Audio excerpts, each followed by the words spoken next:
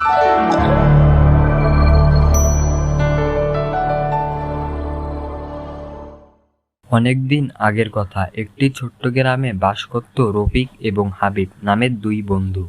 দুই বন্ধুর মাঝেই ছিল অনেক মহব্বত, অনেক ভালোবাসা। দুই বন্ধুই সবসময় বিপদ আপদে দুজন দুজনকে সাহায্য করত এবং পাশে থাকতো। দুই বন্ধু মিলে একসাথে বাজার করে বাসায় ফিরছিল। হঠাৎ রুবেল তাদেরকে বলল, তোমরা দুইজনই অনেক গরিব, তোমরা পায়ে হেঁটে বাজারে যাও, তোমরা কখনোই আমার বন্ধু হতে পারবে না।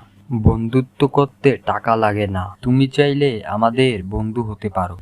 দেখি তোমরা আমার কেমন বন্ধু হতে পারো। হঠাৎ একদিন রুবেল অসুস্থ হয়ে পড়ে। চাচা, পাশের গ্রামে রফিক এবং হাবিব আমার দুই বন্ধু আছে, আপনি একটু ওদেরকে খবর দিন যে আমি অসুস্থ। রফিকের আপন বলতে কেউ নেই, রফিকের মা বাবা অনেক আগেই মারা গেছে। তাড়াতাড়ি করে রফিক এবং হাবিব তাদের গ্রামের ডাক্তারকে নিয়ে যায় রফিকের কাছে। রুবেলের এখন বিশ্রামের প্রয়োজন এবং তার সেবা করতে হবে, তাহলেই রুবেল খুব দ্রুত সুস্থ হয়ে যাবে। আজকে তোরা প্রমাণ করে দিলি, যেই বন্ধু বিপদে পাশে থাকে সেই হচ্ছে আসল বন্ধু।